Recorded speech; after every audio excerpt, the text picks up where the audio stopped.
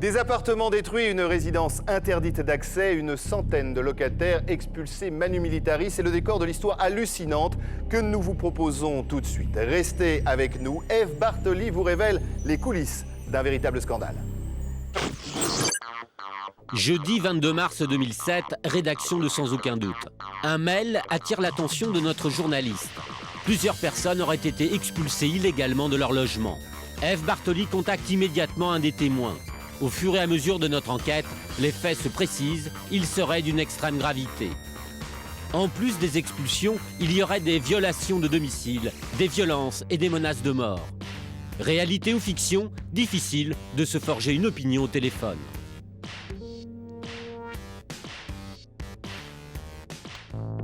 Quelques jours plus tard, nous recevons leur dossier. Il fait plus de 100 pages. Il va falloir tout éplucher, tout vérifier dans les moindres détails.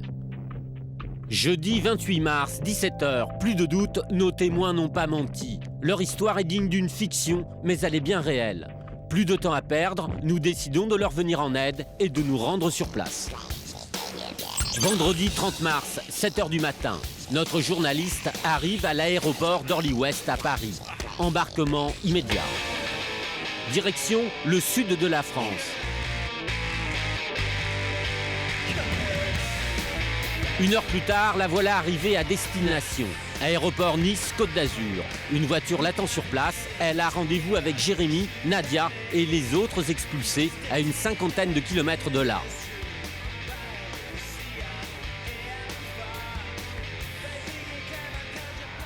Il est 9h. Ève Bartoli arrive sur place. Ils sont déjà tous là, prêts à témoigner de l'enfer qu'ils ont vécu et de la situation catastrophique dans laquelle ils se retrouvent aujourd'hui. 6 expulsions illégales, 6 vies brisées, 6 histoires que nous allons vous raconter. C'est ici, dans cette résidence grand luxe, que va se dérouler un drame humain. À la base, il s'agissait d'un conflit entre le propriétaire du terrain, une filiale d'une grande banque française, et le gérant de cette résidence de tourisme. Après 11 ans de guerre sans merci, le gérant finit par être expulsé. Nous sommes le 18 octobre 2004. L'expulsion fait l'ouverture du journal de France 3 local. Bonsoir, avant de développer ces titres, cette expulsion en masse ce matin, plus de 200 personnes ont été expulsées d'une résidence de vacances par les gendarmes. La plupart étaient des touristes étrangers. Ils ont fait les frais d'un conflit qui dure depuis 11 ans entre les gérants de la résidence et une société propriétaire des bâtiments. Les touristes seront les premiers expulsés. Pour eux, c'est la fin des vacances, un peu plus tôt que prévu. Mais pour la trentaine de familles qui habitent ici en permanence, c'est un véritable drame. C'est le cas de Jérémy, 24 ans. 2 mois à peine après son installation, le voilà expulsé. Il se souvient encore parfaitement de ce 18 octobre 2004. On m'a dit qu'il y avait une expulsion en cours. J'ai été devant chez moi où 2 huissiers m'attendaient. Un service de sécurité avec des rottweilers sans muselière, sans rien du tout pour mettre la pression. 4 ou 5 camions de gendarmes pour procéder à l'expulsion. On fait tout pour que vous ne posiez pas de questions. Et en plus de ça, la panique est tellement forte que vous ne posez pas de questions, vous prenez vos affaires et vous en allez parce que c'est devenu un terrain hostile, quoi. C'est honteux, c'est honteux. Il y a des droits à respecter vis-à-vis des personnes qui prennent un logement. C'est inhumain. Luca était le voisin de Jérémy. Lui aussi garde un souvenir précis de cette journée. J'étais choqué de ce que j'ai vu. Je voyais les chiens qui m'aboyaient dessus. Je voyais des gendarmes de partout avec des gants, ne sachant pas quoi. Je me suis dit, qu'est-ce qui se passe? Qui on a tué? Parce que je pensais qu'on avait tué quelqu'un. Ou qu'ils allaient tous nous emmener. Et le gendarme m'a dit, si vous n'enlevez pas vos affaires, on va vous emmener avec nous en garde à vue. Philippe, Sandrine et leur fils habitaient eux aussi la résidence. Comme Jérémy et Luca, ils avaient signé des contrats d'habitation de longue durée. Ils étaient à jour de leur loyer. Pourtant, ils ont quand même été expulsés. Ce jour-là, je l'oublierai jamais. Non, parce que on se demande où est-ce qu'on va aller, ce qu'on va faire.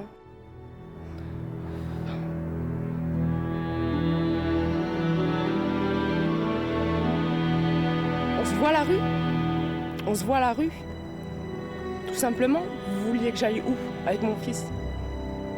Je savais pas où aller. Je me voyais dans la voiture en train de dormir. Non.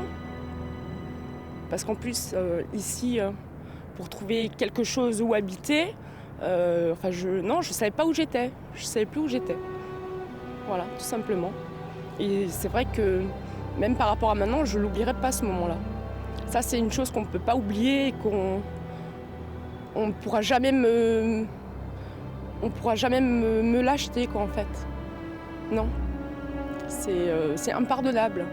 Voilà. De mettre des gens à la rue avec des enfants, c'est impardonnable. Ça ne devrait pas exister. Pour ne pas se retrouver à la rue, Philippe et Sandrine dormiront où ils peuvent. Un soir chez des amis, un soir dans leur famille, une nuit dans leur voiture. Une situation que Sandrine n'a pas supportée. J'ai fait une dépression nerveuse et j'ai décidé de partir parce que je ne supportais pas la pression. Tous ont connu des problèmes de logement. Le soir de l'expulsion, Jérémy ne savait pas où dormir. Alors il a suivi les instructions de la mairie. Il a échoué ici, dans cette auberge de jeunesse. Je me suis présenté ici. Je vous laisse imaginer les conditions dans lesquelles on a trouvé les chambres étaient plus que sommaires. Au niveau de la propreté, c'était vraiment un enfer. Il y avait des temps gros comme le doigt. Donc on m'a demandé de payer 90 € pour les 3 jours pour lesquels je suis resté. Et dans des conditions comme ça, je suis reparti. C'est là que je suis retourné chez mon père. Un mois plus tard, nos locataires n'ont toujours pas compris pourquoi ils avaient été mis à la porte du jour au lendemain. Pour eux, une chose est sûre, ils ont été expulsés illégalement. Ils décident donc d'aller en justice. Le 3 mai 2005, le tribunal de grande instance leur donne raison. L'expulsion est annulée, ils doivent tous être réintégrés.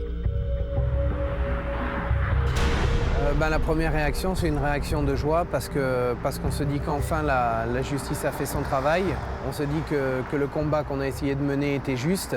Donc c'est la joie pour tout le monde. On pense qu'on va enfin pouvoir rentrer chez nous et qu'ils vont reconnaître leurs erreurs. Donc pour nous, à partir de ce moment-là, c'était plus qu'une question de semaines. Malheureusement, nos locataires devront encore attendre. Le propriétaire du terrain décide de faire appel. Il n'aurait pas accepté que le gérant de la résidence de tourisme soit lui aussi réintégré. Le 18 janvier 2006, la cour d'appel confirme le jugement et ajoute en plus une astreinte de 50 € par jour de retard et par personne. En revanche, le gérant est débouté, il doit quitter les lieux. 5 mois après leur victoire, nos locataires n'habitent toujours pas chez eux. On n'avait aucun signe de nos adversaires qui n'ont ni cherché à rentrer en contact avec nous ni à exécuter le jugement. Donc il ne nous restait qu'une seule solution, c'était de retourner devant les autorités compétentes pour justement les obliger à nous réintégrer, à nous payer ce qu'ils nous devaient. Le 16 mai 2006, le propriétaire est condamné à leur payer 12 350 € chacun d'astreinte. Les locataires espéraient une réintégration immédiate. Ils devront pourtant encore patienter pour rentrer chez eux et avoir leur argent.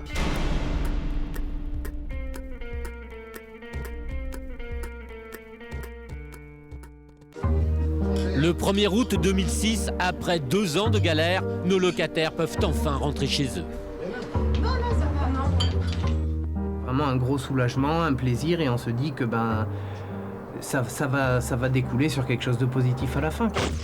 Dans un instant, sans aucun doute continu, la joie de nos victimes sera de courte durée. Mise à sac d'appartements, expulsion brutale, agression physique, ils seront confrontés aux méthodes effrayantes d'un bailleur exerçant dans l'illégalité la plus totale. On était en train d'arracher ma porte avec une chaîne et un camion. Les vigiles munis d'une caméra étaient en train de vider tout mon appartement. J'étais en tongs, en survêtement, et ma baguette à la main, et il m'est resté que ça. Pas d'argent, pas de papier, plus rien.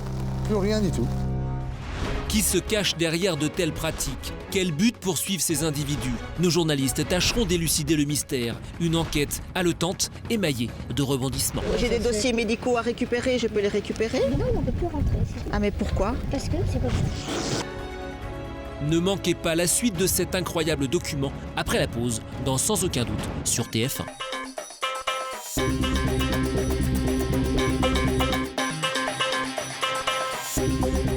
Il y a un instant, nous étions en compagnie de 6 locataires. Confrontées aux méthodes effrayantes d'un bailleur exerçant illégalement, nos victimes s'apprêtent à vivre l'enfer. Pourtant, tout avait débuté sous les meilleurs auspices. Voici la suite de ce document. Le 1er août 2006, après 2 ans de galère, nos locataires peuvent enfin rentrer chez eux. Vraiment un gros soulagement, un plaisir, et on se dit que ça va découler sur quelque chose de positif à la fin, quoi. Dans la résidence, les choses ont changé. Il y a les nouveaux locataires d'abord, Nadia et Dominique, qui deviennent rapidement des amis. Mais surtout, un nouveau gérant. Nous l'appellerons Monsieur X. Il a organisé un pot de l'amitié, qui disait pot de l'amitié, donc j'ai été le voir. Et on a parlé, je me suis présenté, il s'est présenté, on a été le voir. Il m'a dit que c'était pas normal tout ce qui s'était passé, qu'on ne traite pas des gens comme ça, et que les choses allaient s'arranger. Très bien. On a bien discuté, il m'avait l'air très, très honnête, très gentil. C'est avec lui que tous les réintégrés ont signé ce protocole pour liquider l'astreinte. Selon les locataires, le nouveau gérant aurait promis de régler les sommes dues avant le 31 août 2006. On a attendu, arrivé le 5 septembre, toujours rien, pas de nouvelles, le 10, pas de nouvelles. Donc on s'est dit, il se passe quelque chose, on a essayé de se renseigner. Alors un coup c'était le père qui était malade, un coup c'était l'avocat qui était en vacances, un coup toujours une excuse. Les jours passent et toujours aucune nouvelle de l'astreinte. Les locataires commencent à douter du sérieux du nouveau gérant. On a commencé à se renseigner tout logiquement sur cette société, sur ses qualifications. Et c'est à la suite de ça qu'on s'est aperçu que ce monsieur n'avait tout bonnement pas le droit d'encaisser des loyers, ni même de gérer des fonds. Et pour confirmer leurs soupçons, ils écrivent à la préfecture. Voilà ce qu'elle leur répond. Cette structure est inconnue de nos services. Elle ne possède donc aucune autorisation à exercer ses activités de location, gestion et administration d'immeubles.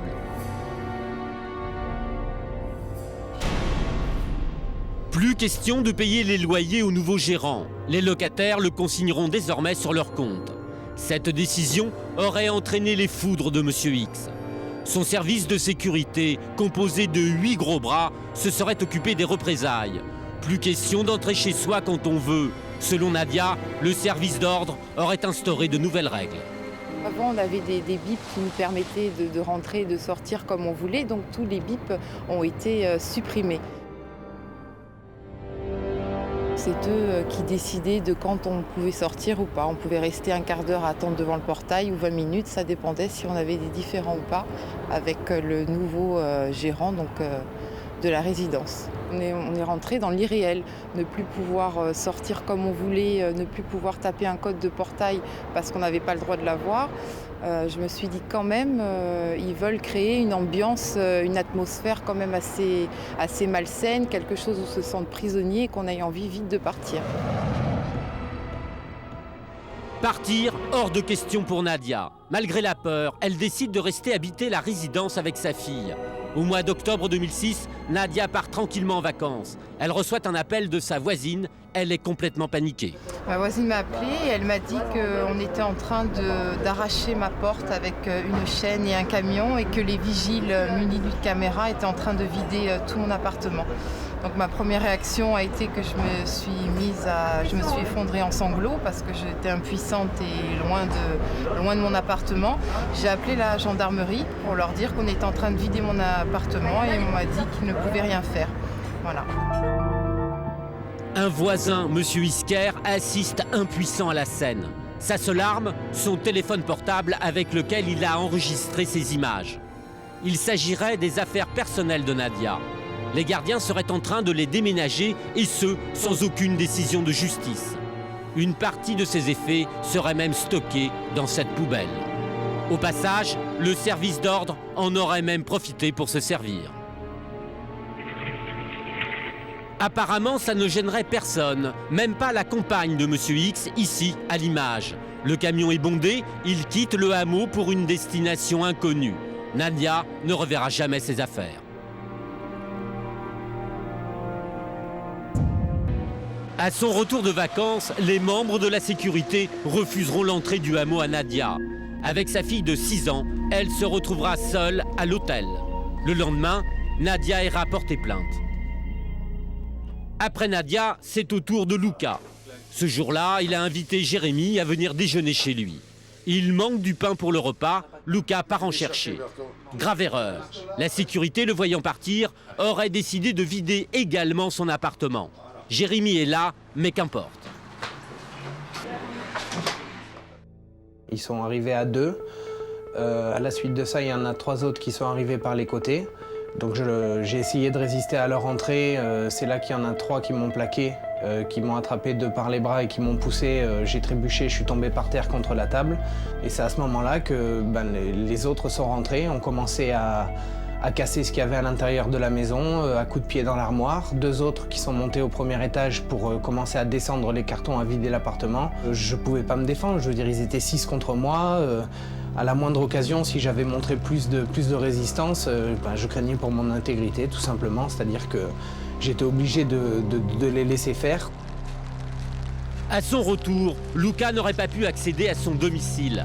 Certains gros bras, a priori originaires des pays de l'Est, lui en auraient refusé l'entrée. Vraiment dans un état énervé, j'étais en tongs, en survêtement et ma baguette à la main. Et il m'est resté que ça, pas d'argent, pas de papier, plus rien. Plus rien du tout.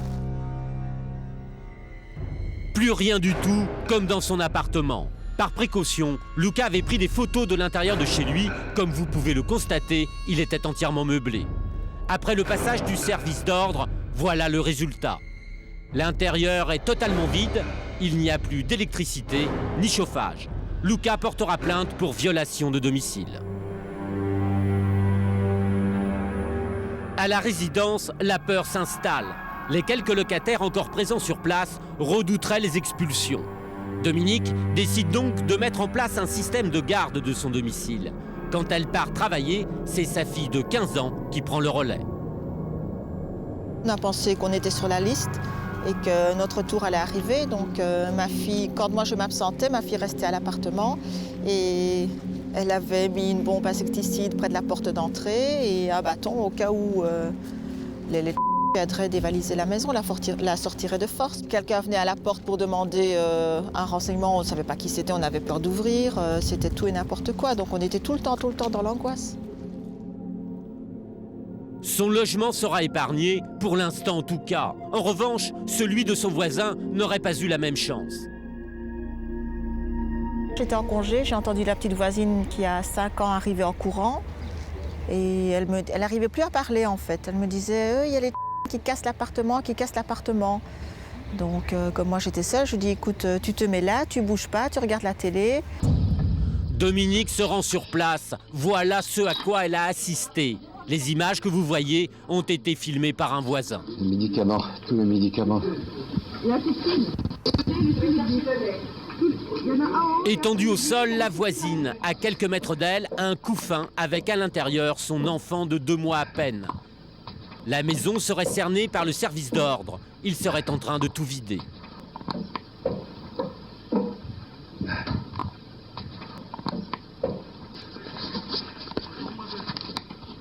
Non, tu rendras pas mon téléphone. La suite ne sera pas filmée, mais il reste les photos prises après leur départ. Dans l'appartement, tout est cassé, saccagé, ravagé. Il semblerait que les membres du service d'ordre aient mis du cœur à l'ouvrage. La voisine de Dominique portera plainte pour voie de fait. Nous sommes début novembre 2006. Les plaintes de Nadia et Luca aboutissent enfin. La justice ordonne à Monsieur X de les réintégrer. Pour Luca, il n'y aurait pas eu trop de problèmes, mais pour Nadia, les ennuis continuent.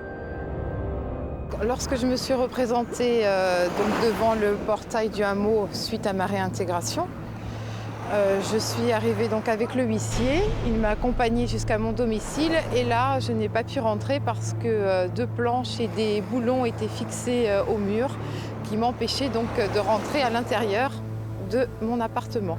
Impossible donc de rentrer chez elle. Nadia va devoir saisir une nouvelle fois la justice. En attendant, faute de moyens, elle habitera chez Jérémy. À la fin du mois de novembre 2006, nos locataires résistent et vivent tant bien que mal à la résidence. Mais pour combien de temps encore?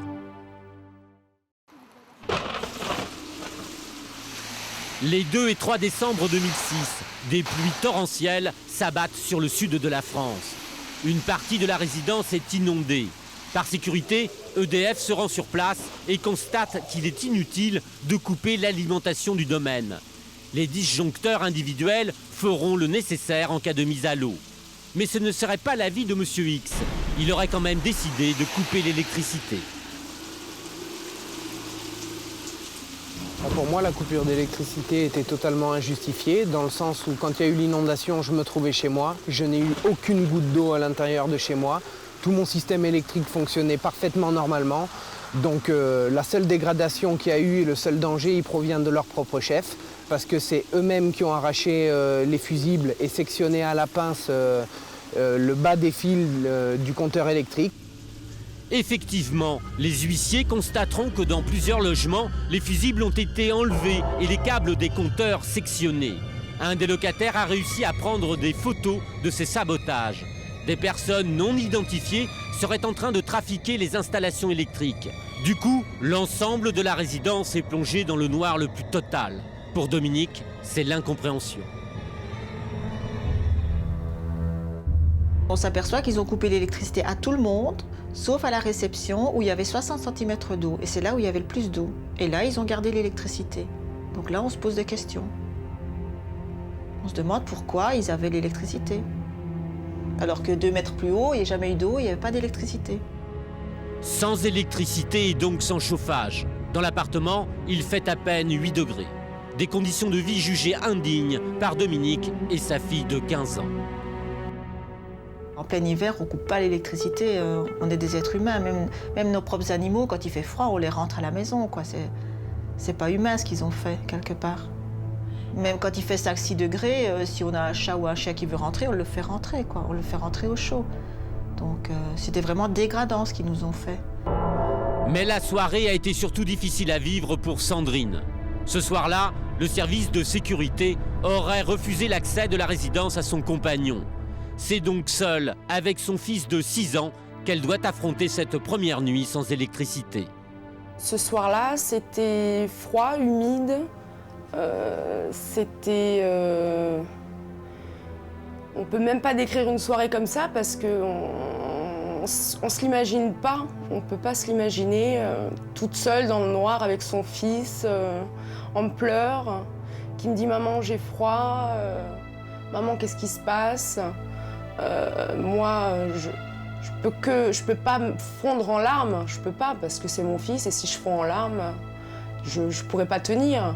Donc je lui dis que tout va aller bien, qu'on va se réchauffer tous les deux et que moi, de mon côté, je commence à avoir peur parce que je me demande ce qui va se passer.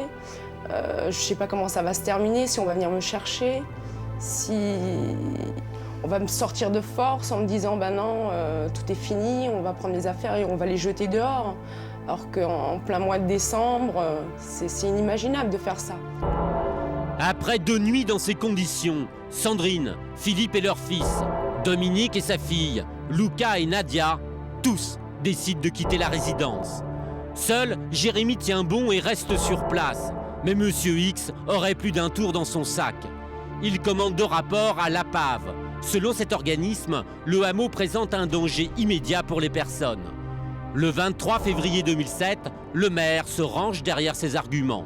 Tous les locataires doivent quitter la résidence. Jérémy se retrouve une nouvelle fois à la rue. Sa nouvelle maison sera sa voiture.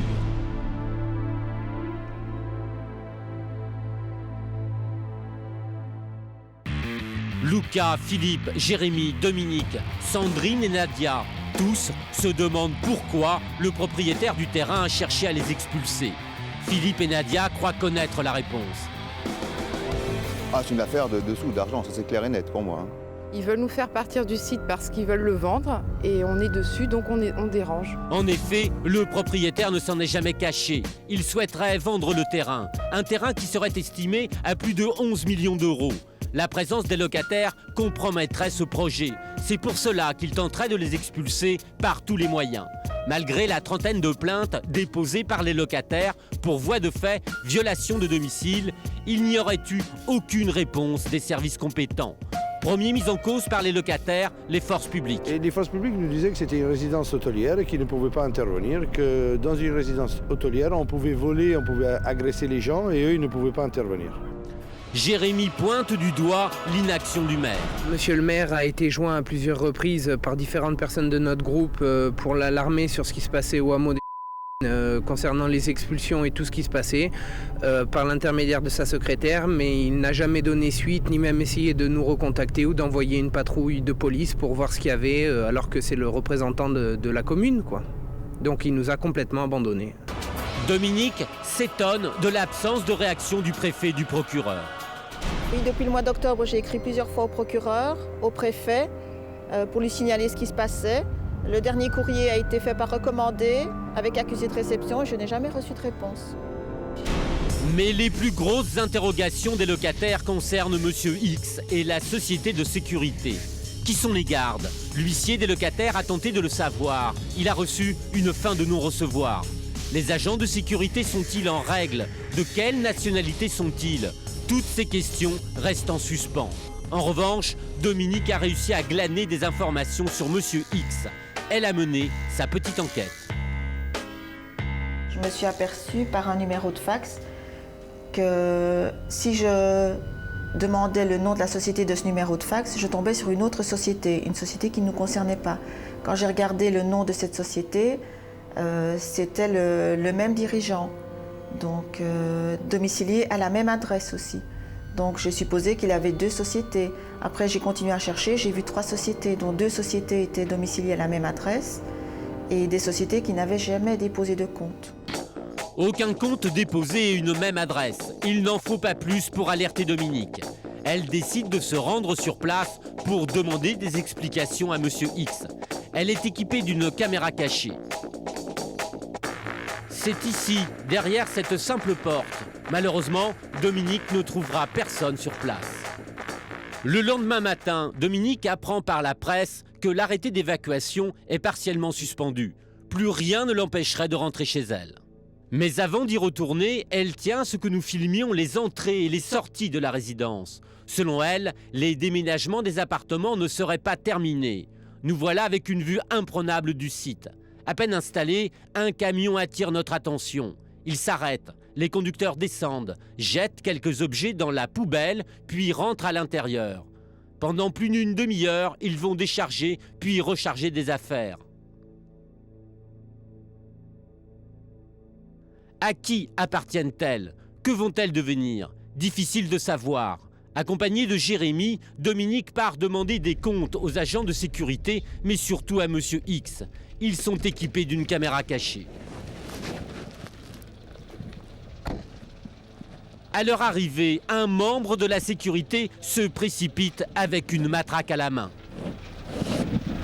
Vous allez où? Bonjour. On rentre chez nous. Je vais chez nous. On ne rentre pas parce que vous n'avez pas le droit, il y a marqué sur le... Pourquoi on n'a pas le droit? Je sais pas, hein, je vais contacter avec des gendarmes. Hein. Qui a dit qu'il n'y avait pas le droit? Il faut contacter les gendarmes? Ouais. Nous, on a toutes nos affaires à l'intérieur, on a tout L'arrêté dedans, de péril, il a été suspendu. Donc on peut rentrer chez nous. Non, Mais qui vous donne les ordres, vous? les autres, par rapport de la... Eh ben appelez appelez monsieur. Moi je veux rentrer chez moi. Je veux voir un responsable, je veux savoir quelque chose.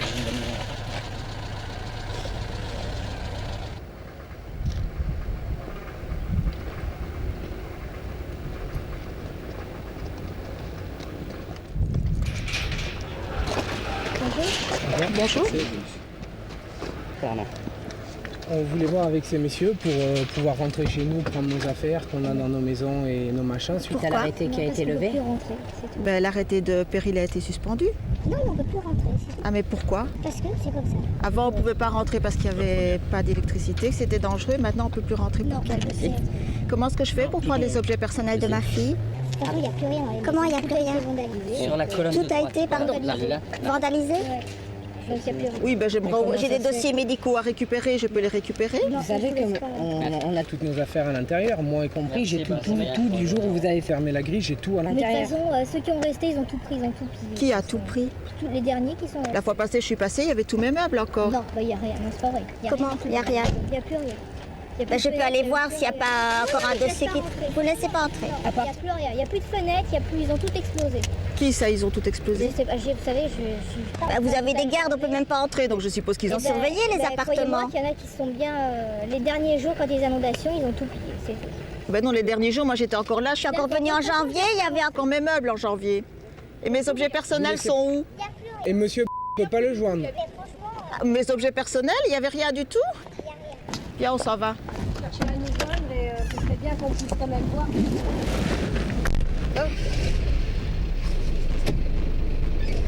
Ils ont pris toutes tes affaires aussi. Ouais, ils ont tout pris. Vandalisé. Mon Dieu, j'y crois pas.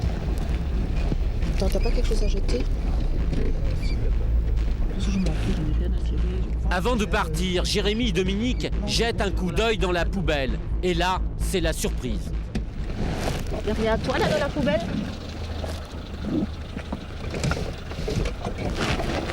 Commence à me saouler à jeter tout, franchement. Bah oui, ils étaient encore en train de déménager des trucs, des enceintes. C'est pas à quelqu'un, ça? Les enceintes, c'est pas à quelqu'un? Il y a des papiers? Ça, c'est à moi. Ça, c'est à toi? Bon, prends ça. Ok, on y va.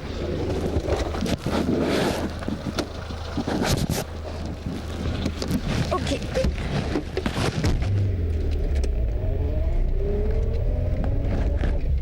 Je suis énervée, j'ai des palpitations. Non, mais c'est bon. Non, parce que je la taperai. Hein. Ça a été vandalisé, elle est culottée en plus. Elle est belle, c'est mignon ça. Cette enceinte, c'est peut-être aujourd'hui tout ce qu'il reste des affaires de Jérémy.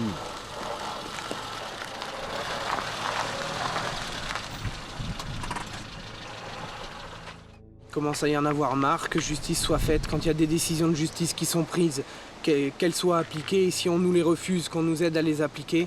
Ça fait quand même la 4e ou la 5e décision en notre faveur. On a toutes nos affaires à l'intérieur. On apprend aujourd'hui, en plus de ça, qu'on vient de nous les piller. Il y a un moment, il faut arrêter, quoi. Qu'on nous laisse rentrer chez nous, qu'on nous redonne nos affaires, qu'on nous aide à savoir qui est derrière tout ça et pourquoi rien ne se passe et personne ne fait rien et qu'il puisse agir en toute impunité. 2 ans se sont écoulés depuis la diffusion de notre reportage. Face à des adversaires que rien n'effraie, nos témoins espèrent une décision de justice favorable. L'instruction est en cours. Nous suivons l'affaire.